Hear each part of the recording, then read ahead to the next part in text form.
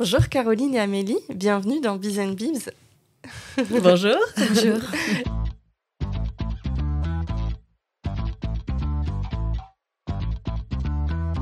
Je suis trop contente que vous soyez là et en plus je dois vous le dire, vous êtes pour moi deux invités très spéciales puisque c'est en dévorant votre podcast Commencer de nouvelles écoutes que je me suis moi-même lancée dans la marmite.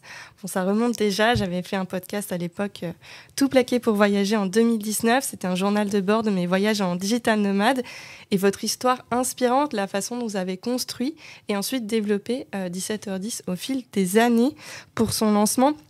Mais aussi la vision que vous avez de la mode pour les femmes, de comment vos vêtements peuvent rendre les femmes puissantes, m'inspire énormément. Je suis sûre que ça en inspire plein d'autres. Aujourd'hui, on va parler de votre marque 17h10, de ses débuts à sa croissance, de comment vous avez combiné cela avec vos maternités respectives. Vous, deux femmes chefs d'entreprise qui avez entrepris ensemble et qui êtes tombées enceintes, il me semble, plus ou moins dans les mêmes eaux, on va en reparler. Est-ce que vous vous souvenez du moment exact où vous vous êtes dit « on y va, on crée cette marque, let's go ». Oui. Oui, on s'en souvient.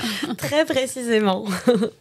Ce qu'il faut savoir, c'est que Caroline et moi, on a été d'abord amies, on s'est rencontrés dans un stage professionnel, à 20 ans à peine, et après on a été colocs de nombreuses années, 7 ans.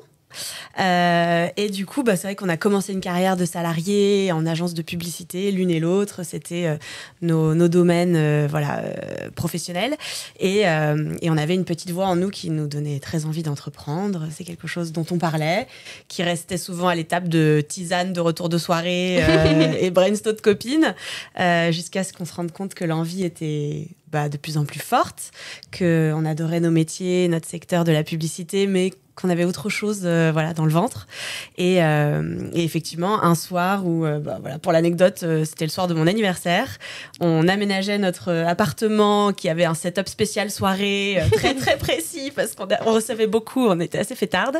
Et ce soir-là, on a parlé de l'idée d'une marque de tailleur parce qu'il se trouve que nous-mêmes, dans nos vies professionnelles et nos carrières, c'était quelque chose dont on avait besoin, qu'on portait, qu'on cherchait et qu'on avait du mal à trouver. Et ce soir-là, on en a parlé et l'idée nous a toutes les deux énormément enthousiasmées. On s'était dit, on prend le temps d'y réfléchir, on partait chacune en vacances très peu de temps après et on s'est dit, on dort sur l'idée, on s'en reparle. Et finalement, quand on est revenus toutes les deux de nos vacances, on avait déjà fait une étude marketing, un business plan, commencé à appeler des premières personnes, chacune de notre côté pour pousser l'idée loin. Donc ça a été très vite après. Oui, donc c'était des vacances productives. Et le milieu de la mode, vous aviez déjà un lien professionnel avec ce milieu-là ou c'était vraiment plus une passion, quelque chose effectivement qui vous plaisait dans votre quotidien? Vous dites que vous habillez déjà en tailleur du coup pour aller bosser? Voilà, alors pas tous les jours parce que c'est vrai que l'agence de publicité, pour le coup, c'est un secteur dans lequel on peut être assez décontracté. Mais il y a quand même des moments, on a des grosses présentations clients. Caroline, en plus, travaillait dans le secteur du luxe. On parlera pour répondre à la question sur la mode.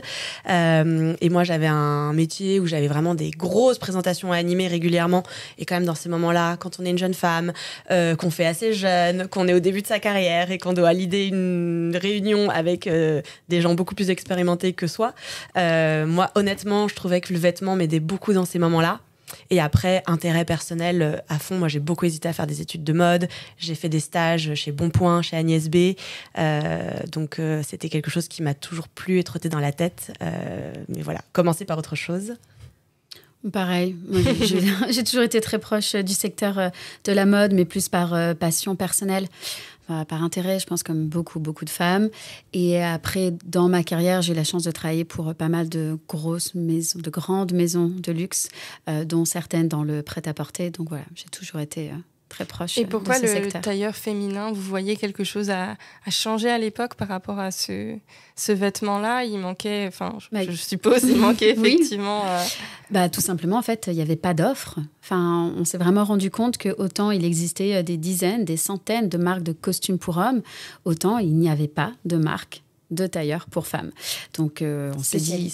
Spécialiste. On pouvait trouver des tailleurs dans les collections d'autres marques, mais vraiment une marque spécialisée et une marque qui allait reprendre ce que l'on appelle l'art sartorial, donc vraiment l'art du costume ça n'existait pas, en fait. C'était vraiment quelque chose qui était réservé aux hommes. Et nous, on s'est dit, mais en fait, les femmes ont autant besoin de costumes que d'hommes. Nous, on en était la preuve. Dans toutes les études que l'on a fait pour lancer la marque, on a interrogé des centaines de femmes. Et c'est vrai qu'en fait, c'est un besoin qu'on s'est rendu compte qui était partagé par de nombreuses. Vous avez commencé par quoi ? Alors, il y a eu plein de questions en même temps parce que effectivement, nous, on était complètement dans des agences de communication, pas du tout du milieu. Voilà, toute la partie production, tissu, usine, même création de modèles de façon industrielle. Enfin voilà, tout ça était absolument nouveau. La partie sur laquelle, pour le coup, on était plus à l'aise, c'était la partie création de marque, marketing, communication. Ça allait, même si voilà, il y a plein d'autres challenges, bien sûr.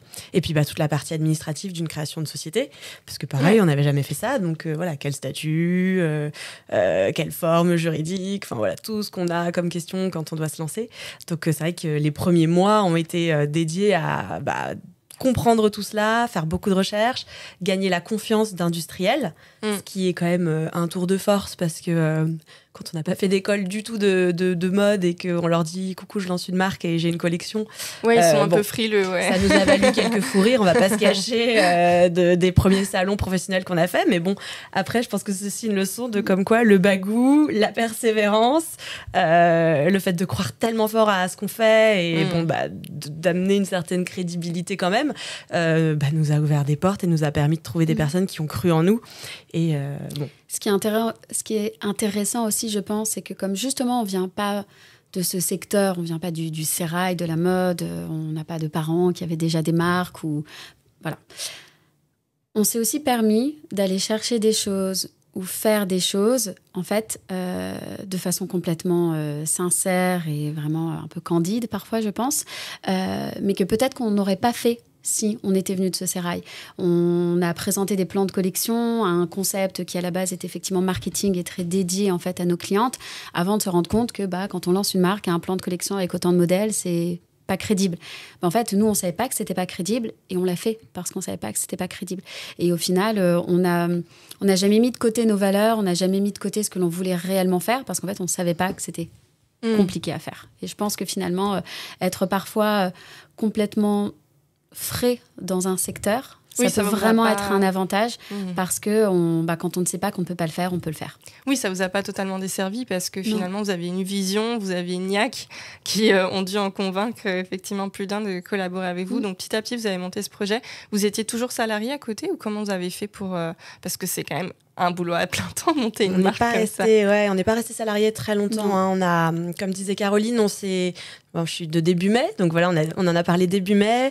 On a quand même eu mai-juin, pour vraiment affiner entre nous les idées. L'été, comme disait Caroline, qui a été un temps qu'on a voulu s'accorder pour une vraie réflexion de est-ce qu'on est prête à quitter un super CDI, à nous lancer dans l'entrepreneuriat, à repartir de zéro, à prendre un gros risque, etc.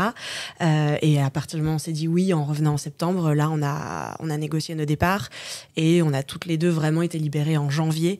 Donc voilà, il y a eu 4-5 mois où on était encore salariés, mais c'était juste le temps de partir. Bien sûr qu'on commençait déjà à travailler sur notre boîte, mais on avait quand même des jobs très prenants, donc pas plus que ça.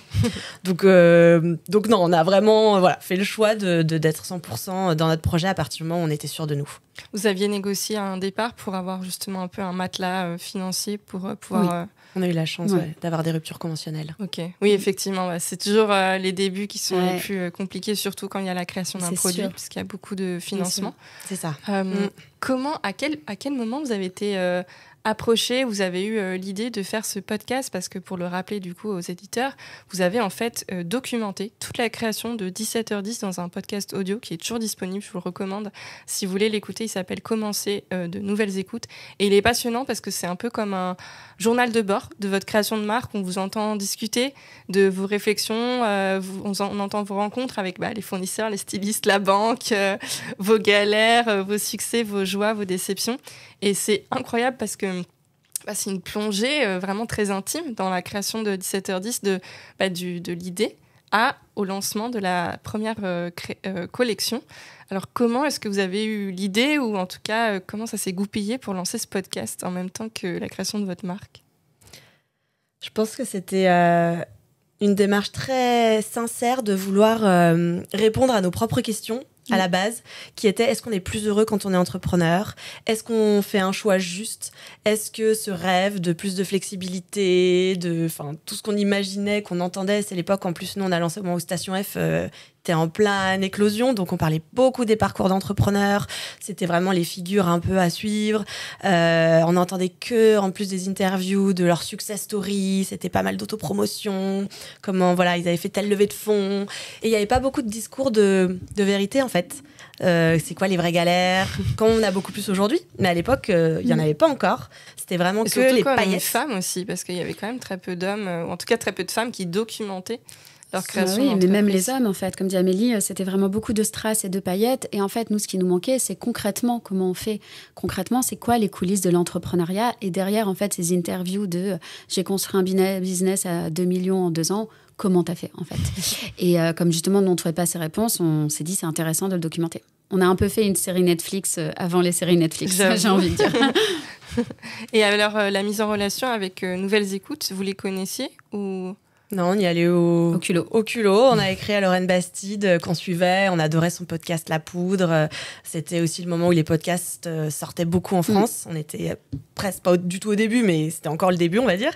Et voilà, on lui a écrit, on lui a pitché notre idée et elle a trouvé ça chouette. Et voilà, après, on a tout de suite pu enclencher dès le départ de ces enregistrements. On avait un micro qui nous a suivis pendant 1 an partout. C'était pratique, on était colocataires, hein, donc il tournait tout le temps dans la maison. Vous avez fait un built-in public avant. Exactement. Et tous nos rendez-vous. Et voilà. Et après, c'est sûr que pour nous, c'était aussi un sacerdoce parce que ça a été un travail monumental en parallèle de monter notre boîte parce qu'on devait réécouter tout ce qu'on avait enregistré pour dérocher, prendre les bons extraits, créer une narration autour pour que les gens comprennent. Ouais, et surtout, ce qui est intéressant, c'est qu'en fait, c'est une narration, mais en fait, comme ça se passe au temps réel, c'est quelque chose qui est difficile à anticiper, car on sait comment l'histoire commence, comment on a commencé, d'où le nom du podcast, mais en fait, on ne savait pas du tout où cette histoire allait aller, et on ne savait pas quelles allaient être les prochaines galères, les prochains moments de succès. Donc, c'est vrai que c'était hyper intéressant d'avoir un peu des idées de ce qu'on avait envie de raconter, et finalement de se confronter à la réalité de notre quotidien, et de ce qu'on allait, du coup, dévoiler dans le podcast. Ça vous a aidé, ce podcast, à développer 17h10 ? Oui.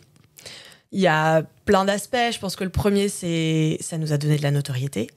Et même, ça fait partie des épisodes, mais on trouve le nom en direct, pendant qu'on fait le podcast. Ouais, donc, c'est vrai. Voilà, du coup, on a lancé notre projet sur Ulule, en crowdfunding. Donc voilà, on a eu plein de choses où les gens, du coup, ont suivi l'aventure et ça nous a permis de gagner des followers Instagram, des choses qui auraient pris beaucoup plus de temps. Ça nous a ouvert des portes quand même parce que du coup on a pu rencontrer des gens en disant que comme on avait le podcast ils étaient plus ouverts à nous donner des conseils gratuits. Ouais. Finalement, en tant que novice, ça vous ouvrait plus de portes et ça vous a fait plus de visibilité. Ça a créé ce premier cercle qui est nécessaire quand on lance une marque, en real time en plus. Puis même, je pense qu'à titre perso, c'était intéressant parce que du coup, on parlait beaucoup avec Caroline, on revivait nos journées, nos rendez-vous.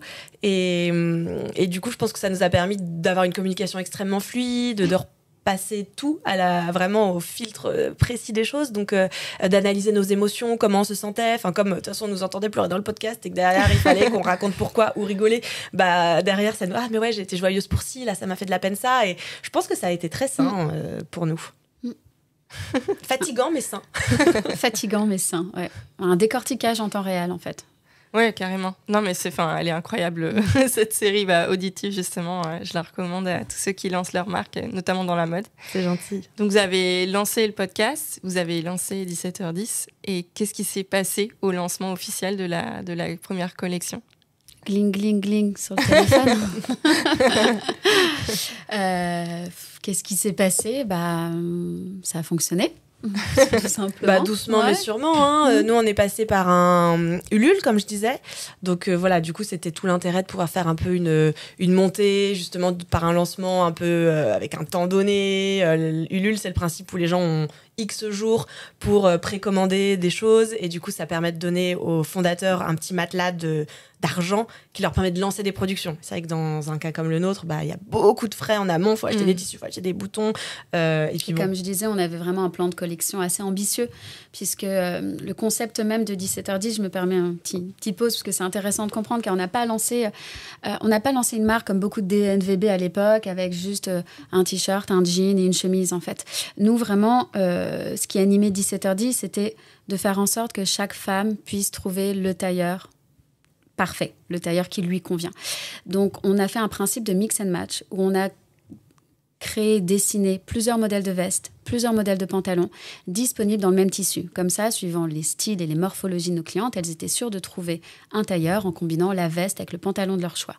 Ça, disponible en plusieurs couleurs de tissu. Donc, très rapidement, on calcule, on fait 4 x 4 x 4. Donc, ça fait plein de taille. Voilà, en plein de taille. Donc, en fait, c'était vraiment très ambitieux. Et c'est vrai que, j'en parlais tout à l'heure, quand on allait directement voir des personnes du secteur avec ce plan de collection, ils ont rigolé en disant « Mais t'en as pas besoin, fais une veste, un pantalon. » Non, en fait. Moi, mon concept, c'est vraiment de faire en sorte que chaque femme puisse se retrouver dans cette offre, puisse trouver cette offre que nous, on ne trouvait pas sur le marché. Si on veut être un spécialiste des tailleurs, on a besoin de cette largeur d'offres. Donc, ça implique quand même beaucoup d'argent parce qu'à lancer tout ça, ça fait beaucoup. Nous, notre première production qu'on a lancée, c'était quand même 300 pièces. C'est assez énorme quand on se lance. Ça nous a coûté 30 000 € à peu près, je pense. Donc, il a fallu les trouver.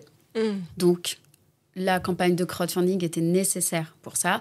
Et en plus de ça, on était également allé chercher d'autres relais de financement, notamment le réseau Entreprendre qui nous a accompagnés, un premier prêt bancaire. Enfin voilà, c'était un lancement ambitieux. Enfin, voilà. C'était pas que Ulule, on vendait pas des sacs en raffia faits nous-mêmes à la main. C'était vraiment une grosse production et une envie tout de suite de lancer une marque forte pour s'établir rapidement. Oui, il fallait que ça colle à votre vision et que finalement, ce plan ambitieux que vous aviez, c'était pour aussi vous démarquer des autres. Vous vendiez uniquement en ligne ou vous aviez aussi des ventes en présentiel En ligne, on a commencé en ligne. Mais très vite, on a ouvert nos premières boutiques. Vous l'avez ouverte quand, la première boutique ? On a lancé en octobre 2018 et on a ouvert notre première boutique en décembre 2019. Donc pas loin d'un an seulement après. Ça allait très très vite. Et dans le laps de temps intermédiaire, effectivement, nous, ça qui est intéressant, c'est quand on se lance, on n'a pas toujours idée de comment on va pivoter, et ce que la marque et le bébé qu'on est en train de créer va devenir. Mais c'est vrai que nous, on imaginait être une marque 100% digitale, comme disait Caroline, e-commerce. Et finalement, il n'y avait pas trop à effectivement se poser de questions. D'ailleurs, c'est quand même important de l'essayer. Il y a une promesse de retouche, de tomber parfait. Donc, on s'est rendu compte que nos clientes voulaient essayer. Donc au départ, on a ouvert nos bureaux, donc on recevait nos clientes. Oui, il y avait un showroom. On avait aménagé un petit coin showroom dans notre bureau, on recevait nos clientes, c'est Caroline et moi qui les accueillions. On avait notre stock sous une mezzanine et du coup on faisait des rendez-vous comme ça et puis ça se remplissait en fait. On n'arrivait plus à travailler parce qu'on avait tout le temps des rendez-vous de clientes qui préféraient venir essayer. Celles qui achetaient, il y en avait bien sûr en ligne, mais voilà, la demande d'essayage était forte. Et du coup, on s'est dit, il faut tenter d'ouvrir une boutique. En fait, et surtout, c'est des essayages longs. Oui. Parce que justement, ce concept vraiment jusqu'au boutiste fait que quand une cliente vient, elle essaye les différents modèles de vestes, les différents modèles de pantalons, les différentes couleurs. Donc, encore une fois, ce sont des essayages qui prennent du temps. Donc, c'est pas un vêtement anodin aussi. Non, c'est vraiment un investissement. C'est un vêtement qui est beau, c'est un vêtement qui est plein de symboles, en fait. Et nous, ce qu'on a trouvé très beau et très fort, et je suis vraiment ravie qu'on soit passé par tant de mois, une année entière d'essayage avec nos clientes, parce qu'on a vraiment pu comprendre en fait leurs besoins, revoir aussi ces corps et voir que ce concept qui était très marketing, qui est venu d'études et de ce qu'elles nous ont dit, on a pu le vérifier au quotidien avec elles dans ce besoin d'un tailleur comme une armure, ce besoin de prise de confiance en soi pour aller tout défoncer, en gros. On l'a vu en vrai et j'ai trouvé ça assez génial. Ouais, finalement, vous avez créé cette marque pour les femmes et ensuite, vous avez ajusté le concept avec exactement, les femmes. Ouais, exactement. Tout à fait. À partir de quel moment vous vous êtes dit, là, vous avez vraiment vu que ça avait pris son envol et que c'était vraiment sur la bonne voie? Est-ce que ça l'a vraiment pris? Je pense qu'on peut toujours aller plus loin. C'est à partir du moment, je pense, où on atteint la rentabilité, quand même, qu'on est assez satisfait d'un business, à partir du moment où on a suffisamment de clientes pour s'occuper toute la journée. Comment tu... Ouais. C'est un peu une question parce que ça dépend... Enfin, c'est une bonne question parce que ça dépend de l'échelle et ça dépend de ton référentiel. Pour moi, ça a presque pris son envol tout de suite parce qu'en fait, le projet a directement trouvé sa cible, a directement trouvé sa clientèle. Ensuite, j'ai envie de dire qu'il n'a pas encore complètement pris son envol parce qu'on reste une jeune marque avec une notoriété qui est encore assez faible parce qu'on n'a pas les moyens que l'on aimerait pour que cette notoriété, elle se déploie comme on l'entend. C'est sûr que par rapport aux grandes marques pour lesquelles on travaille, voilà, on n'en est pas à ce niveau-là. Mais voilà, je dirais que c'est un envol qui a tout de suite pris et qui ne demande qu'un prochain, voilà. On en parlera tout de suite. Qu'un prochain vent. Des nouvelles étapes aussi, là, très importantes que vous avez franchies récemment. On en parlera en fin d'épisode. Et alors, bon, on est sur Biz & Bibs. On est là aussi pour parler maternité. Vous êtes toutes les deux mamans. Et biberon. Voilà, Biz et biberon. À quel moment s'est posée la question pour chacune d'entre vous de devenir maman? J'imagine que ça ne doit pas être évident parce que vous lancez une marque à deux, c'est votre bébé commun. Et puis d'un coup, se pose cette question de la maternité qui ramène beaucoup de doutes, qui ramène beaucoup de questionnements, un peu de peur aussi quand on est à son compte, chef d'entreprise. Alors comment ça s'est passé pour vous? Je pense qu'on a des parcours différents. Je commence puisque dans la temporalité, c'était comme ça. Moi, la maternité, ça m'a un peu pris... comme une envie de faire pipi. Vraiment, je n'avais pas du tout réfléchi. Même pendant très longtemps, je ne voulais pas d'enfant. J'avais même fait mon coming out auprès de ma famille en disant que probablement je n'aurais pas d'enfant. Je ne me projetais pas du tout comme ça. Et un jour, ça m'a pris. J'étais en voyage avec mon conjoint et je lui en ai parlé en disant « Ah là là, qu'est-ce que t'en penses? Est-ce que ça serait possible ?» Lui a complètement fermé la porte à ça tout de suite en disant « Oh là là, non, ça ne m'intéresse pas. » Et donc, c'est vraiment un sujet que j'ai enterré. Je me suis dit « Bon, voilà, ça m'a pris comme ça, c'est pas grave, j'abandonne. » Et vraiment, c'est un sujet qui, pour moi, a un peu été là, présentement, mais je sais pas, comme si on le mettait au deuxième plan. C'est vraiment quelque chose que j'ai mis au deuxième plan. De toute façon, on travaillait comme des forcenés à cette époque. On était en plein Covid, moi, quand je me suis posé ces questions-là. Donc, en plus, vraiment, beaucoup d'autres choses à faire. Donc, relayé au second plan. Et pour l'anecdote, c'est le soir de mon anniversaire, après quelques verres, où justement, mon conjoint s'est dit en mode ah, mais tiens, vas-y, ok, on fait un bébé. Et du coup, ce soir-là, on s'est pas protégé. Mais voilà, sur le coup. Et en fait, je n'ai même pas eu le temps d'y réfléchir. Je n'ai même pas eu le temps de reconcevoir les choses. Il faut savoir que moi, je suis un peu une planning freak. J'ai vraiment besoin que les choses soient planifiées. C'est important pour moi, sinon je suis stressée. Donc, j'ai même pas eu le temps de replanifier ça. Et en fait, je suis tombée enceinte directement à ce moment-là. Et 3 semaines plus tard, je me suis levée, j'ai eu envie de vomir. Je suis allée faire un test de grossesse et je l'ai appris comme ça. Et vraiment, j'ai vraiment eu ce moment de genre... ah ouais, mais du coup, j'ai pas planifié. Ouais.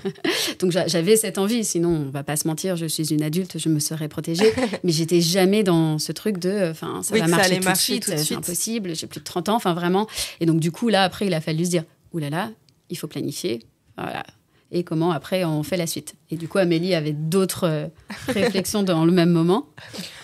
Bah, je pense que déjà, c'était volontaire de lancer une marque avant de fonder une famille. Ça, on se l'était vraiment dit. On avait 28 ans quand on a lancé notre boîte. Et on a été quand même intellectuellement, on se disait, c'est avant d'avoir des bébés qu'on veut tenter cette aventure. On a encore la chance d'être très libre, de pas avoir trop de charges, de pas s'être endetté dans l'achat d'un appartement. Enfin, voilà.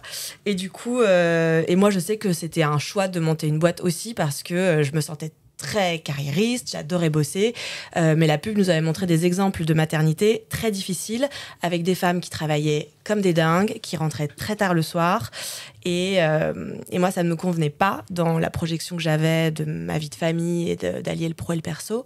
Donc l'entrepreneuriat s'est aussi présenté comme une alternative possible de créer son propre modèle et d'espérer pouvoir jongler bien entre tout ça. Et après, je pense que ça a été... voilà, on était tous les deux effectivement maqués. En parallèle du fait que notre boîte grandissait, notre couple se solidifiait, les projets projet. Voilà, chacune. C'est vrai qu'on était tellement dans le travail que c'était même pas des choses qu'on voulait trop intellectualiser. Je pense que ni l'une ni l'autre, en soi, on se projetait tellement maternel. C'était pas l'image qu'on voulait renvoyer à notre associé. C'était même des choses très lointaines. Et c'est vrai qu'on n'a jamais eu cette discussion vraiment de se poser, bah t'en es où, qu'est-ce que toi tu veux faire. Enfin ça a été un peu chacune dans l'intimité de notre couple que les choses sont nées et voilà. Et il se trouve qu'on l'a eu en même temps, sans trop se le dire. Donc effectivement, pratiquement au moment où Caro me dit qu'elle est enceinte, moi je tombe moi-même enceinte. Ok. Donc tu là l'as annoncé ça a été comment Ah non, mais moi, c'est là où on n'a pas vécu les choses pareilles, on va être honnête. Parce qu'Amélie, c'était quand même un peu un planning, elle réfléchissait, mais elle gardait ça dans cette bulle d'intimité. Pour moi, c'était vraiment... Moi, quand j'ai appris les choses, j'étais paniquée. Vraiment paniquée en mode, mince, je n'ai pas prévu ça. Et justement, en plus, moi, honnêtement, j'ai eu l'impression de faire un bébé dans le dos d'Amélie. C'est-à-dire, j'étais, mais on en a même pas parlé. Enfin, vraiment, c'est allé tellement vite pour moi que j'étais, mais mince, j'en ai pas parlé. Comment je lui ai annoncé ça, etc. Je me suis dit, bon, bah déjà, on se calme. On souffle, faut peut-être faire une petite écho, voir voilà comment ça se passe, etc. J'ai fait ma première échographie en novembre et c'était tellement tôt en fait qu'on n'entendait pas le cœur. Ouais. Donc, en mode, si ça se trouve, il n'y a rien, on se calme, on part en vacances de Noël. C'était quelle année du coup? C'était en 2020, du coup fin 2020. Ok. Donc on se calme, je suis partie en vacances de Noël. Et juste le matin avant de prendre l'avion, parce que je partais, mon père vit dans les îles, donc je partais et juste avant de prendre l'avion, je fais du coup une écho où là on entend le cœur. Je ressors avec même ma petite photo avec un petit truc noir en mode ok, bon bah maintenant c'est réel, comment je vais passer les fêtes sans picoler, sans me faire cramer. Et du coup voilà, je me suis dit bon bah en janvier, il faut que j'arrive, il faut que je l'annonce à Amélie. Et moi j'étais ultra stressée parce que justement j'étais dans quelque chose de mince, on l'a pas planifié. Et on va pas se mentir, on sait très bien que c'est quand même... c'est un chamboulement. Enfin, on sait très bien qu'il va y avoir les congés maternité, qu'on était dans un moment post-Covid où tout d'un coup, on avait aussi un peu une croissance qui allait reprendre, qu'on avait des projets de boutique, plein de projets. Enfin, voilà. Et du coup, moi, j'étais en mode, fou là là, il faut qu'on annonce, il faut vraiment qu'on planifie absolument ce qui va se passer, quoi. Et comment tu lui as annoncé alors en janvier quand t'es rentrée après les fêtes? J'ai attendu qu'on soit seul déjà, mais je n'arrivais pas à ce qu'on soit seul parce qu'à ce moment-là, on partageait des bureaux avec des gens. Et je me rappelle à temps parce que du coup, je voulais absolument lui dire, et on n'était pas seuls. Et il y avait une fille des bureaux qui était encore là. Et j'étais là en mode, parce que la veille, j'avais soufflé aux filles du bureau, il faut que je parle à Amélie, est-ce que, s'il vous plaît, personne ne peut être là ce matin-là? Et cette fille n'était pas là. Et du coup, elle était là. J'étais, mais pourquoi elle est là? Pourquoi elle est là? Et j'attendais, je me suis dit, en fait, voilà, il faut que je lui dise. Et voilà, je lui ai un peu balancé ça à travers la table, comme ça, voilà, parce qu'il fallait le dire, quoi. Et toi? Amélie, elle l'a fait plus mignon. Et du coup, tu l'as pris comment quand elle t'a dit qu'elle était enceinte? J'étais trop contente pour elle, effectivement. Je m'y attendais pas du tout parce qu'elle me l'avait plutôt dit qu'elle voulait pas d'enfant. On en avait comme ça reparlé entre copines où elle me disait qu'elle était pas prête quelques mois avant. Donc oui, dans ma tête, c'était pas du tout une annonce qu'elle allait me faire, mais en même temps tellement contente. Enfin, ça avait l'air d'être un choix et enfin voilà, donc il y avait pas de problème. Après, effectivement, c'est là où tu te dis de notre côté aussi, c'est un projet dans mon couple. Ouais. Comme voilà, que déjà, faut que j'intègre sa nouvelle pour voir qu'est-ce que j'en fais. Et en fait, quelques mois après, tu lui as annoncé que t'étais je enceinte? pense que c'est pratiquement simultanément, quoi. Pratiquement simultanément, parce qu'on a pile 3 mois d'écart. Donc, tu vois, et Caro me l'a dit au bout de 3 mois... 3 mois quand t'étais sûre. Non, tu rigoles. Je t'ai dit dès que j'ai eu l'écho. J'étais pas à 3 mois. Ouais, mais à 2, enfin, t'es pas... voilà. Mais bon. 1 mois et demi, quoi. Ouais. Mais bon, c'est sûr que c'est pas évident, hein, parce que après, de toute façon, je pense qu'on peut toujours parler de planifier, mais la vérité, c'est qu'on sait jamais quand est-ce qu'on tombe enceinte. Ouais. C'est la nature qui décide. Donc, on peut essayer d'être les plus grandes... planificatrice de la Terre, le planning sera jamais décidé par nous.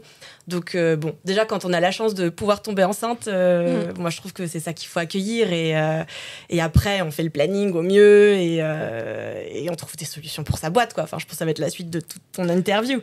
Mais bon, ce qui est intéressant, c'est que tu vois, c'est vrai que c'est déjà un sujet compliqué où on sent que d'être deux jeunes femmes du même âge, et voilà, je sais que Caro, elle aurait aimé qu'on en parle beaucoup, et c'est quelque chose que tu... Mais moi, la première, je m'en suis énormément voulu. J'ai vraiment eu cette culpabilité. Quand je dis que vraiment, j'ai l'impression d'avoir fait un bébé dans le dos d'Amélie. Parce que pour moi, c'était quelque chose où on aurait dû en parler, effectivement, se mettre d'accord, réfléchir à ça, comme ce qu'on a toujours fait dans la boîte, tu vois. Quand on a créé nos statuts, on a toujours pensé au pire, un peu au divorce, etc. Et en fait, moi, je me suis... alors, je suis très contente. Ma fille, elle était complètement voulue. Merci, effectivement, le bon Dieu d'être tombée enceinte directement. Enfin, vraiment, je ne regrette rien. Mais je sais que moi, je me suis un peu... même dans cette grossesse qui me suis tombée dessus, je me suis presque même, parfois, moi, sentie un peu dépossédée de mon propre choix. Enfin, vraiment, encore une fois, c'était voulu, mais comme un truc qu'on fait comme ça, et tout d'un coup, ça marche. Enfin, vraiment, et du coup, je sais que moi, j'ai dû faire mon propre process intellectuel de cette réelle volonté de maternité, au-delà d'un presque caprice. Enfin, voilà, j'ai dû tout faire un peu a posteriori, et je sais que moi, ça a été un moment où ça faisait un peu beaucoup, et puis sûrement, on va pas se mentir, les hormones qui rentrent là-dedans, etc. Mais Amélie, du coup, quand elle m'a dit, moi aussi, moi j'étais en mode, wow, double planning. Moi, j'étais complètement freaked out. Hein. Après, on a réussi à trouver les choses, mais on va pas se mentir. C'est rigolo parce que vous avez l'air d'être deux personnalités déjà assez opposées, mais du coup complémentaires. Enfin, t'as l'air un peu plus chill. Comment ça s'est passé, du coup, quand toi, tu apprends que tu es enceinte par rapport à l'organisation, par rapport à comment vous êtes pris? C'est sûr que c'est quand même un peu la panique, hein. Caroline a raison de se dire ouais, là en fait c'est vrai qu'en soi on peut se dire on avait la chance d'être deux et de pouvoir écarter les choses, et en fait on a eu la bonne idée de faire tout ça toutes les deux sans se le dire en même temps. Donc mais bon, on peut ni en vouloir à l'une ni en vouloir à l'autre, puisque on est toutes les deux entre guillemets en tort, mais et en même temps tant mieux. Enfin, et moi je pense on n'est pas en tort, attention, j'aime pas ce mot, on n'est pas en tort. C'est juste, encore une fois, on n'a pas eu l'opportunité et on n'a pas pu s'en parler parce que le contexte a fait et que le timing était là, mais on n'était pas en tort, parce qu'encore une fois, attention à ce qu'on dit sur ce podcast et les gens qui nous écoutent, c'est pas obligé d'en parler aux gens, comme Amel disait, ça relève de la sphère de l'intime. Encore une fois, Amélie a pas de chance, elle tombe avec une associée qui est complètement freaked out du planning. Et moi, j'ai besoin de me sentir en contrôle des choses pour que ça passe bien. Et je suis quelqu'un où je pense qu'on peut me mettre toutes les épreuves de la vie. Si j'ai un temps pour souffler et de prévoir des plans, moi, je suis quelqu'un, j'ai un plan A, j'ai un plan B, j'ai un plan C, j'ai un plan D, j'en ai même un E peut-être, si tu me laisses un peu de temps.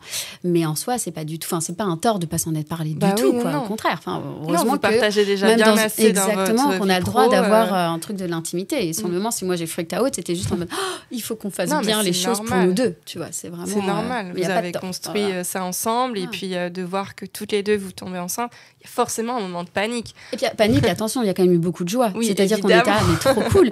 Nos filles vont avoir le même âge. Et en plus deux petites filles. Ouais, on est meilleures copines. On fait tout ensemble. On lance une boîte ensemble. On tombe enceinte ensemble. C'est-à-dire que passer les premiers trucs de freak out, comment on va faire? On va trouver des solutions car on est des putains de warriors. Il y a quand même ce truc de c'est génial parce qu'en fait nos filles elles vont être copines, et là on le voit au quotidien et c'est trop bien.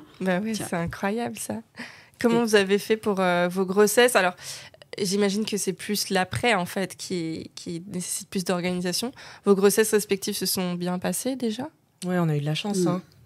On a vraiment eu de la chance. Non, des grossesses chouettes. Nous, on a travailler jusqu'au bout l'une et l'autre, mais bon, ça c'est tous les entrepreneurs, hein. Tant que t'es en forme, tu continues, et effectivement nos filles avaient pile 3 mois d'écart pour leur naissance, donc on comptait vraiment sur que Caro dépasse pas trop son terme, et que moi ça n'arrive pas avant, pour essayer de garder ces 3 mois le plus net possible, et voilà, laisser à Caro d'abord la possibilité quand même d'être chez elle, et moi je pouvais assurer opérationnellement sur place. Et ensuite l'inverse, quoi. Donc voilà, c'est ça sur lequel on comptait. Et puis après, on s'est pas forcément assez bien organisé, hein. Je pense que on pourrait toujours faire mieux. Mais voilà, on a quand même planifié bien les choses. On avait des gens avec nous à ce moment-là. Oui, j'imagine que c'est à ce moment-là que vous déléguez. Ouais, puis on en a profité aussi du coup pour renforcer l'équipe. C'est-à-dire que moi, ça a été une de mes premières actions. Je me suis dit, en fait, sur toute la partie justement développement des collections, production, il faut que j'ai quelqu'un pour m'épauler, parce que quand je ne serai pas là, il faut quelqu'un pour prendre cette place-là. Donc, on a pris une alternante où on savait quelqu'un qui allait rester à long terme. Il se trouve en plus qu'elle est restée des années au sein de 17h10. Enfin, voilà, on a quand même pris des dispositions pour faire en sorte que ça se passe le mieux possible. Et après, on va pas se mentir, t'as congé maternité et congé maternité quand t'es entrepreneuse. Enfin, voilà, je pense que c'est important et qu'effectivement, sur le podcast, ça se dit tout de suite. C'est-à-dire que on n'est pas là, mais on est là quand même. Bien sûr. Oui, tu bosses avec bébé à côté pour te remettre dans le bain, puis ça reste ton premier bébé. Enfin, ça reste votre premier bébé, 17h10. Donc, c'est important pour vous de garder le lien. Comment ça s'est passé pour chacune d'entre vous, la grande rencontre avec bébé, ces premiers mois, premières semaines? Moi, j'ai été, comment on dit, happée par la magie de la découverte d'un bébé, de la découverte de l'amour inconditionnel. Enfin, moi, ça a été vraiment un électrochoc c'est incroyable. C'était incroyable mais effectivement, on a vécu le même genre de non-congé mat, mais bon, on a quand même pu être avec nos bébés, on a pu allaiter toutes les deux. Alors voilà, dès qu'ils dormaient, on se précipitait sur nos emails, on faisait quand même des calls, des visios, et on était là, mais bon, en même temps, on pouvait aussi se consacrer à notre petit bout jusqu'à ce qu'il ait 2 mois, 3 mois pour être pris en charge. Moi, j'avais une nounou, parce qu'il n'y avait pas de place en crèche. Toi aussi, je crois que tu as eu la même chose. Hein. Ouais, nounou. Donc, j'imagine que ça doit faire du bien aussi d'avoir une amie qui partage exactement la même chose qu'on vit, parce que devenir maman, ça vient avec son lot de doutes, de questionnements, aussi de moments de freak où tu fais qu'est-ce que je fais à ce moment-là, et d'avoir quelqu'un qui partage exactement la même chose que toi avec un petit bout du même âge, ça a dû vous aider aussi sur le côté peut-être tu peux déverser un peu ton sac et partager ce que tu traverses. Et puis au moins tout d'un coup, encore une fois, c'est une question de référentiel. Et tout d'un coup, on avait le même référentiel. C'est-à-dire qu'on a des enfants. Donc, même si la boîte reste une priorité, tout d'un coup, en fait, il y a une priorité qui est plus importante dans la vie. Donc, évidemment, elle est malade. Il n'y a pas de question. Enfin, évidemment, vas-y, cours. Enfin, voilà, prends ta journée, je viens même avec toi si tu veux. Enfin, vraiment. Non, il y a quelque chose qui fait que, au moins, on est... Il y a une certaine forme de totale égalité. Parce que si jamais il y en a une qui est en galère une journée, en fait, le lendemain, ça peut être l'autre.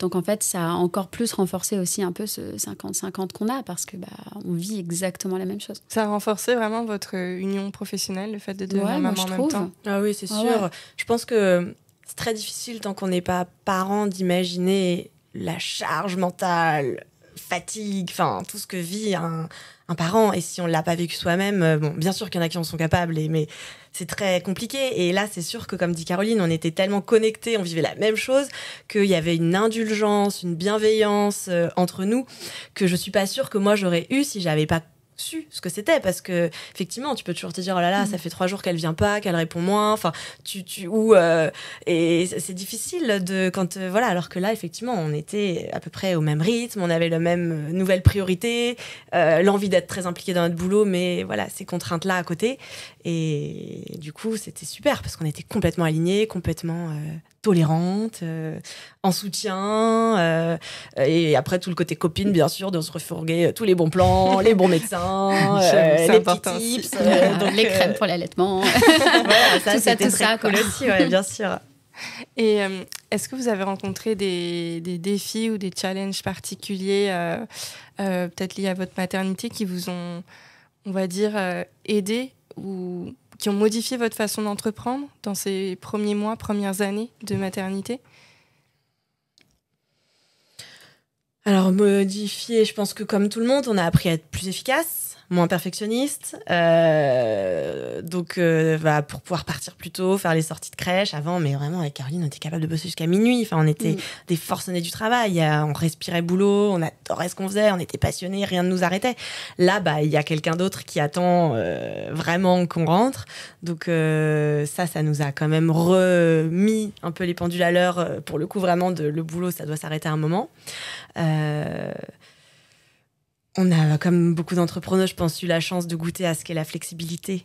Et voilà, même s'il y a plein de désavantages, pas de vrai congé mat, des choses comme ça, derrière, il y a des choses chouettes qui sont ça, par exemple. On peut aménager nos emplois du temps, partir un peu plus tôt parce que voilà, on va bosser le week-end à la place.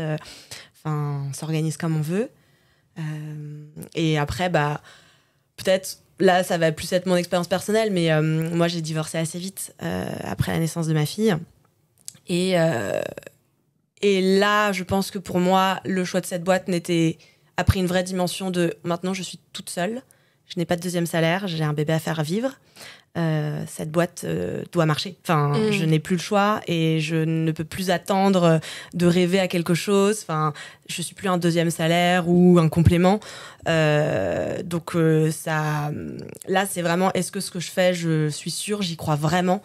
Parce que sinon j'arrête. Enfin, donc moi c'est vrai que ça m'a vraiment remis les pendules, enfin vraiment voilà, fait prendre conscience de me réinvestir une deuxième fois en me disant ok, c'est ça mon projet pro et il fera vivre ma fille et moi. Ça te donne encore plus de niaque de réussir. Clairement, ouais, c'est sûr. Il y a eu une deuxième grossesse ensuite. Oui. Comment ça s'est passé? Alors celle-ci, elle était voulue. Voilà. Bien recherchée. Enfin, la première aussi, hein, pardon, excuse-moi pour ma fille, si jamais un jour elle écoute. Horrible. La deuxième, ouais, elle était voulue, planifiée, obsessionnelle. Enfin voilà, je voulais un gang de meufs. Enfin, je voulais 2 enfants très rapprochés. Et en fait, j'ai fait un truc un peu bizarre, mais moi, j'ai quand même pas très bien vécu mon premier congé maternité. On va pas se mentir, parce que même si on avait mis plein de dispositions, la réalité est que j'étais quand même très sollicitée par les équipes, que du coup, j'ai un peu eu l'impression dans ce premier congé mat de faire défaut à tout le monde, de faire défaut à mes équipes parce que j'étais pas autant là que j'aurais dû l'être, de faire défaut à mon bébé parce que j'étais pas à 100% avec lui, et d'être vraiment un peu, de faire défaut à tout le monde. J'ai porté une culpabilité pendant ce congé maternité assez horrible, et personne ne me l'a imposé, hein. C'est que moi. De toute façon, la culpabilité est toujours personnelle. On est les seuls à culpabiliser, hein. Personne ne peut faire porter une culpabilité. Bref. Et du coup, pour ma deuxième, je me suis dit, je vais tenter quelque chose de complètement différent. Et je vais assumer de ne pas prendre de congé maternité. Mais par contre, de garder mon bébé collé à moi autant de temps que j'en aurais besoin. Vraiment. Donc, autant la première, en plus, a eu ce truc de déchirement, au bout de 3 mois, pour la deuxième, en fait... J'ai accouché mi-novembre. Bon, alors, la pauvre, on a passé un petit temps à l'hôpital parce que ça a été compliqué pour elle. Mais post-vacances de Noël, en fait, j'étais au bureau avec elle tous les jours. Et tu l'as gardée combien de temps avec toi? 4 mois et demi, 5 mois. Ça t'a vraiment aidé à... Oui, parce que d'un, ça m'a permis de faire un allaitement aussi long que j'en avais envie. 2, en fait, on a ce petit bout de chou qui était là dans les bureaux, qui jouait, qui m'accompagnait avec les rendez-vous fournisseurs, aller chercher les tissus. Même, j'ai fait des conférences avec elle au sein. Enfin, vraiment, voilà, je me suis dit, en fait, j'ai envie de lâcher. En fait, j'ai envie de rien lâcher. Donc, j'ai essayé de faire en sorte de pouvoir tout concilier. Alors, c'était fatigué, hein. Oui. Parfois, c'était compliqué quand elle pleure, effectivement, au rendez-vous, etc. Ouais. Mais bon, et mes équipes aussi ont été un énorme soutien. Elles s'occupaient d'elle. Quand parfois, on a des gros rendez-vous importants, les filles, elles me gardaient ma fille, etc. Enfin, tu vois, il y a aussi des choses qui fait qu'on était bien entourés pour ça. Mais comme l'a dit Amélie, finalement, le truc bien d'être entrepreneur, d'être sa propre chef d'entreprise, c'est que tu peux gérer ta maternité, ton entreprise comme tu le souhaites. Et là, du coup, tu as vraiment intégré cette maternité. Et écrire un peu les règles. Sur le moment, je l'ai fait... Je le raconte et je le rationalise un peu aussi a posteriori. Sur le moment, je réfléchissais pas trop, en fait. C'était 1, j'avais pas trouvé de nounou, donc j'avais pas trop le choix. 2, je voulais pas lâcher le taf. Ah oui, pardon, on était en pleine levée de fonds aussi. C'est important de le dire. C'est-à-dire que moi, j'ai quand même fait le pitch aux investisseurs pour notre grosse levée de fonds. Je commençais à être en travail. Genre, j'ai littéralement vomi avant le pitch, etc. J'ai commencé mes contractions, plein rendez-vous. Le lendemain, j'étais en train de dealer un prêt hyper important pour la boîte, accroché. Je mettais en mute toutes les 10 minutes. Et à la fin, le type m'a dit « Mais on peut se voir vendredi ?» Alors non, je risque d'être à la maternité. Et là, il m'a dit « Mais on est d'accord, vous êtes en plein travail là ?» J'ai dit « Oui, il fait « J'ai 5 enfants, donc si vous voulez le mute toutes les 10 minutes, je vous ai cramé. » Donc, voilà, il y avait trop de choses. Je pouvais pas... de toute façon, je n'aurais pas pu, dans mon esprit, faire ces 3 mois de congé. C'était impossible. Donc voilà, en fait, je me suis dit... Go with the flow. Et c'est ce qui a marché pour toi. Puis en vrai, je pense que c'est aussi un modèle de dire, tiens, je fais une conférence où je vais parler d'empowerment féminin j'ai mon tailleur rouge. Et en fait, au bout d'un moment de la conférence, il y a mon petit bout à côté qui fait gna gna gna. Je fais pardon, excusez-moi. Paf, je la mets au sein. Enfin, c'est aussi de dire, on peut concilier les choses. Et t'incarnes les valeurs que vous voulez partager avec 17h10. Donc, c'est important. Comment est-ce que fonctionne votre duo aujourd'hui dans 17h10? Est-ce que la maternité, ça a changé un petit peu votre façon de procéder, vos rôles? Vous avez gardé le même process qu'au début? Je pense qu'on a assez rapidement eu les rôles qu'on occupe toujours l'une et l'autre sur les sujets qu'on s'était répartis pour avoir entre guillemets un lead fort par pilier. Après, toutes les décisions stratégiques, moi par exemple, je m'occupe plus de la com, mais Caroline est impliquée dans tous les choix de com. Caroline gère plus les collections, mais je regarde avec elle ce qu'on fait. Enfin, voilà, on partage tout.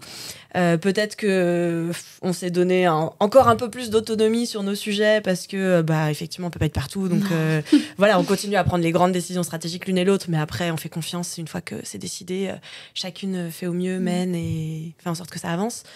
Mais non, ça n'a pas trop changé. Ouais. On a fait attention de chacune se staffer un petit peu, d'avoir une ou deux personnes dans chacune de notre équipe pour que la liberté de pouvoir partir un peu plus tôt le soir et tout soit assurée. Donc là-dessus, on a des équipes très équivalentes. Mais ça s'est assez naturellement mis en place, franchement. Vous avez toutes les deux des filles. Donc toi, tu as 2 filles. Et moi, une fille.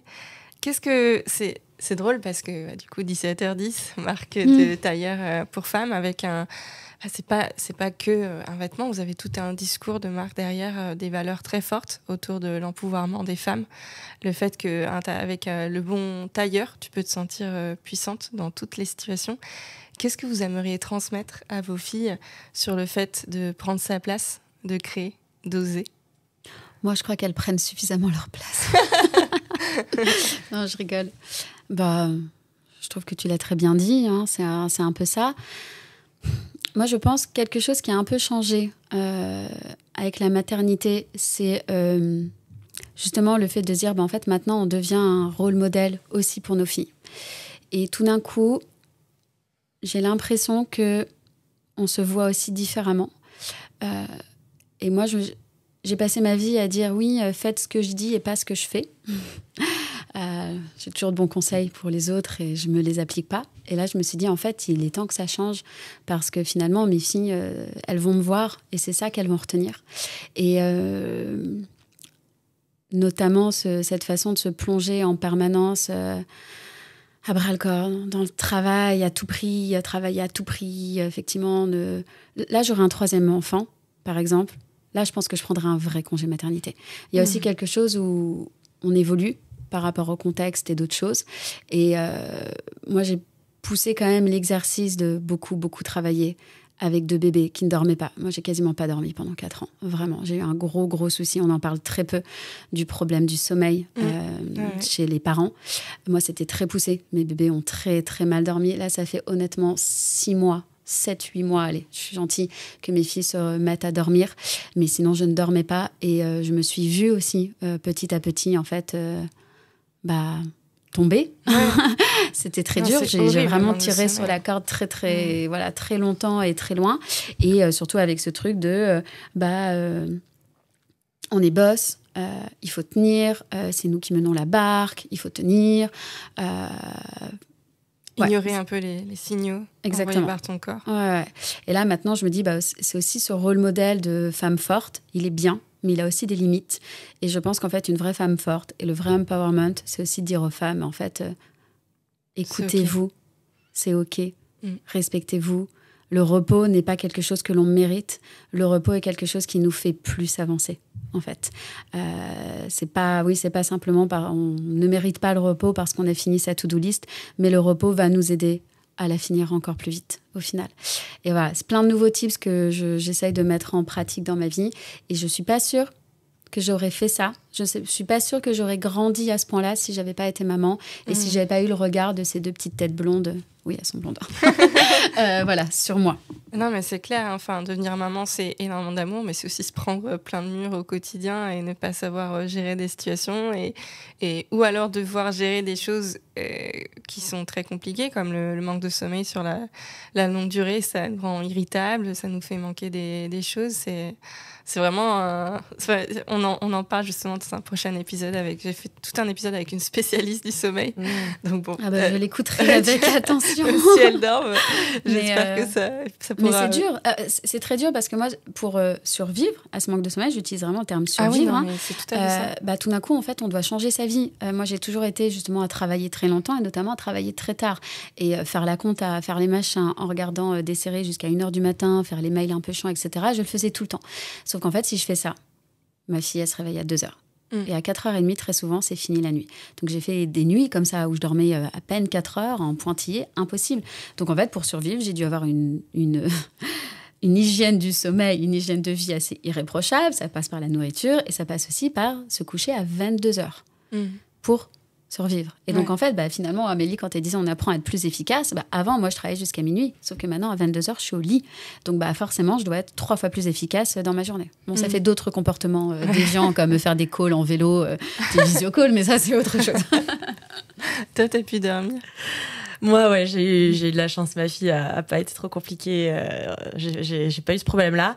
Moi, je pense que étonnamment d'être maman, et même si j'ai l'impression que je renvoie un modèle de quelqu'un qui a effectivement pas eu peur de suivre ses rêves, de faire des choses assez risquées, c'est pas du tout... Je veux que ma fille puisse me regarder en se disant si j'ai envie de faire ça, maman m'a montré que c'était possible. Mais j'ai aussi envie qu'elle se sente très à l'aise de pouvoir, si elle veut faire quelque chose de beaucoup plus tranquille, d'être salariée ou faire un job différent. Enfin, je veux pas du tout que ce soit un diktat de regarde ce que j'ai fait. Je te montre l'exemple comme quoi les femmes, on peut faire des trucs de dingue et toi, ma fille, tu feras comme moi, ou faut que ça te mette la pression pour que tu fasses comme moi. Je suis très heureuse de l'avoir fait. C'est mon choix. C'est une aventure de dingue, entre amis, entre mamans, entre passionnés d'un secteur. Enfin voilà, là, on vit un truc de dingue avec Caroline, hein, c'est sûr. Mais voilà, je veux que ma fille, elle soit hyper détente et capable de faire ses propres choix. Et du coup, je la pousserais à vraiment s'écouter elle et à pas être influencée par un modèle ou l'autre. Je pense que ça m'a donné beaucoup de tolérance et de légèreté sur c'est à ma fille de choisir pour elle. En fait, les enfants nous apprennent mais les enfants nous apprennent plein de soft skills aussi sur nous. On découvre aussi des nouvelles facettes de nos personnalités qui peuvent nous aider dans le perso, mais aussi dans le pro. Donc mais c'est clair, c'est une école de dingue, hein, et c'est sûr que y a aussi tout un sujet un peu sous-jacent à la discussion qu'on a eue, c'est que je pense, et Caro l'a dit, elle prendrait pas le même congé mat aujourd'hui qu'il y a 2 ans, c'est ça, Théa? Elle a 2 ans et demi. Parce que, en fait, ça dépend du niveau d'avancement de sa boîte. Et quand on est toute jeune, nous, on était qu'avec des très juniors, à peine alternantes. Enfin, c'est pas la même chose que maintenant où la boîte a 8 ans. On peut, bien sûr, maintenant se passer l'une de nous 3 mois. Enfin, et puis c'est un call stratégique de temps en temps, c'est pas grand chose. Exactement. Là, nous, on portait quand même beaucoup de choses à bras le corps. Donc, c'est sûr qu'il y a aussi une question de timing, de l'évolution de la société. Et des mentalités. Parce qu'en vrai, on a toujours l'impression, et je me mets dedans, hein, c'est pas une critique, d'être indispensable. Et tout d'un coup, tu deviens maman et ce côté indispensable, en fait, il est faux, quel qu'il soit. Enfin, même pour en fait son enfant, on n'est pas indispensable. Enfin, les papas s'en occupent très bien. Enfin, je trouve que moi, j'ai vraiment appris à se dire, mais en fait, arrête, tu n'es indispensable que toi dans ta tête. Hein. Fais taire un peu cet ego. Les gens, ils vont survivre sans toi. Et j'avoue que j'avais pas forcément ça. Alors bon, là, je le transforme. On dirait que je suis un but de moi-même. Il y a aussi ce côté on a peur de décevoir, peur de lâcher. Mais voilà, c'est aussi important de se dire, en fait. On peut arrêter et la Terre ne va pas s'arrêter de tourner.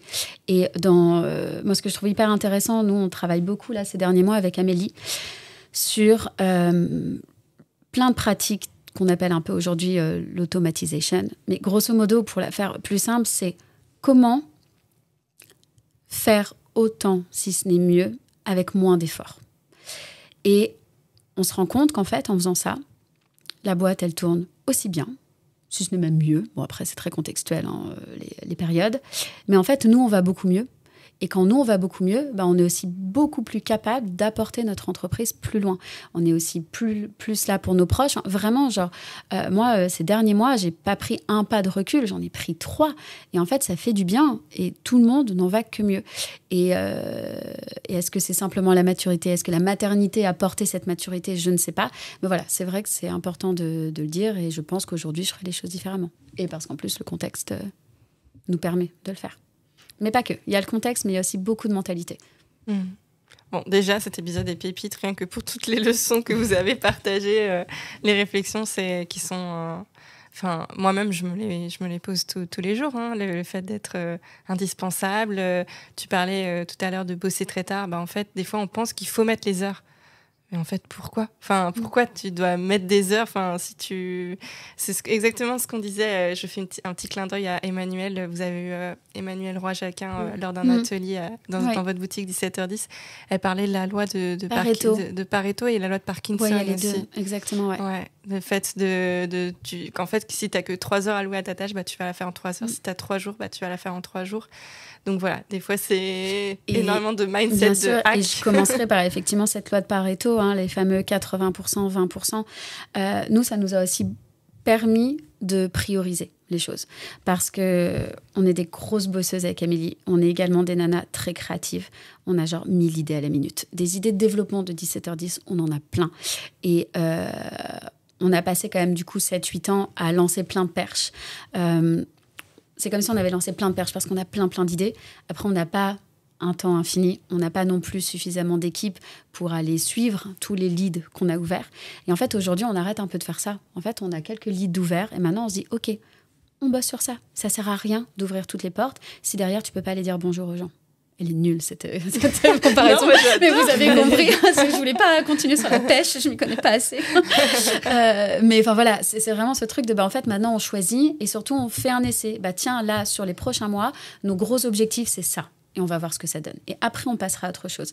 Et moi, le fait de ne pas renoncer à des choix stratégiques, des envies de développement, mais juste de se dire, on les fera après. Là, quel est celui auquel je crois le plus ? C'est celui-là. Je le tente. We'll see. Et si ça marche pas, c'est pas grave. En fait, j'ai une autre idée de développement. Mais avant, moi, j'avais vraiment tendance à vouloir tout lancer, tout essayer, tout tenter, être partout. Et en fait, c'est aussi comme ça qu'on s'épuise et qu'on se disperse. Et là, je pense que c'est une question... pas une question, mais c'est quelque chose qu'on dit tout le temps avec la maternité. Et tout d'un coup, on change. Parce que tout d'un coup, on apprend à prioriser les choses. Et ça va aussi bien dans ta vie personnelle qu'effectivement dans ta vie professionnelle. Il y a une porte que vous avez ouverte récemment, c'est l'international. Yes. Vous allez lancer 17h10 en Allemagne. Oui. C'est officiel, c'est déjà lancé. Ouais, c'est officiel. Bon, félicitations, trop cool. Avec un partenaire, là, on a mis en place toute une nouvelle offre très axée sur le sur-mesure. Du coup, le tailleur sur mesure. Trop bien. Qui reste... accessible, c'est pas du grand luxe, mais voilà, ça reste un investissement bien sûr. Et du coup, ça nous permet de créer des possibilités de déployer 17h10 sans forcément ouvrir nos propres points de vente, mais en étant alors c'est pas vraiment distribué parce que c'est pas du wholesale, mais voilà, en ayant des partenaires de sur-mesure qui ont l'habitude de faire de l'homme et qui voudraient développer la femme.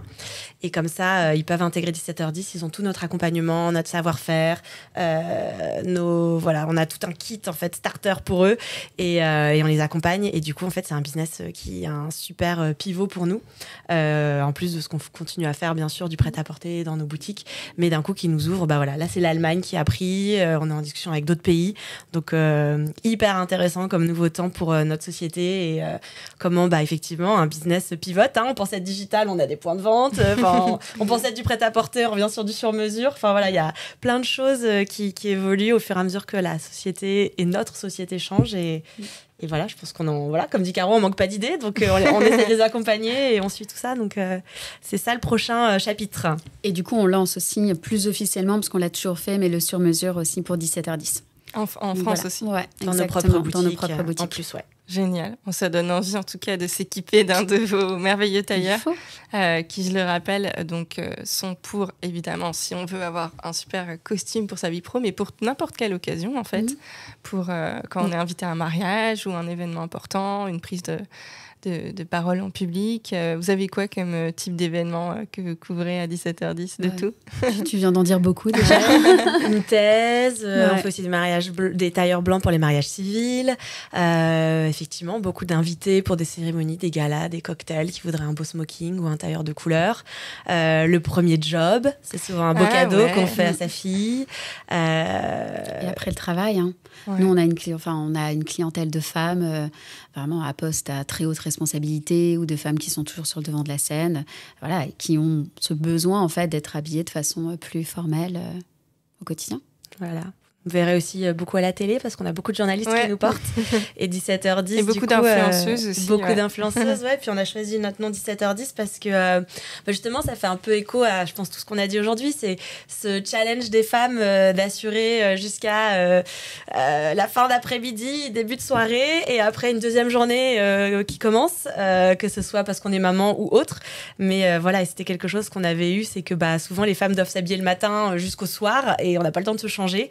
Et on voulait dire que dans nos tailleurs, on peut faire toute sa journée professionnelle, bien entendu, mais derrière, aussi, si on doit courir à l'école, on est bien dans son tailleur pour porter son bébé. Si on sort derrière, on n'est pas has-been et on est quand même moderne pour une soirée.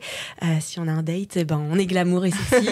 Donc voilà, c'est un peu pour raconter toutes les facettes des femmes et dire que voilà, 17h10, c'est un peu ce moment de la journée où on est encore au travail, hein, on va pas mentir, mais on commence un petit peu à penser à la suite qui nous attend. Et voilà, et du coup, notre col, l'encoche d'un col de veste indique qu'il est 17h10. Donc toutes nos vestes ont un petit signe, voilà, vous le repérerez peut-être sur certains plateaux télé. Trop chouette. Merci pour ce petit secret de marque. Et puis ça fait un bel écho effectivement à tout ce qu'on s'est dit, au fait que nous les femmes, on a beaucoup de casquettes, tout se mélange souvent en même temps, et d'avoir le bon vêtement, ça nous permet de passer, de bien faire toute notre journée, de se sentir bien dans nos baskets. Merci les filles pour ces super leçons, réflexions, partage sur vos rôles de chef d'entreprise, vos rôles de maman. Je recommande à tout le monde de vous suivre donc, sur Instagram et puis aussi sur LinkedIn. Je mettrai les profils dans la description. Merci en tout cas pour ces super partages et on souhaite une très longue vie à 17h10, qu'elle se développe bien à l'international. On espère voir une prochaine destination peut-être. Bientôt. Merci beaucoup Estelle. Merci beaucoup.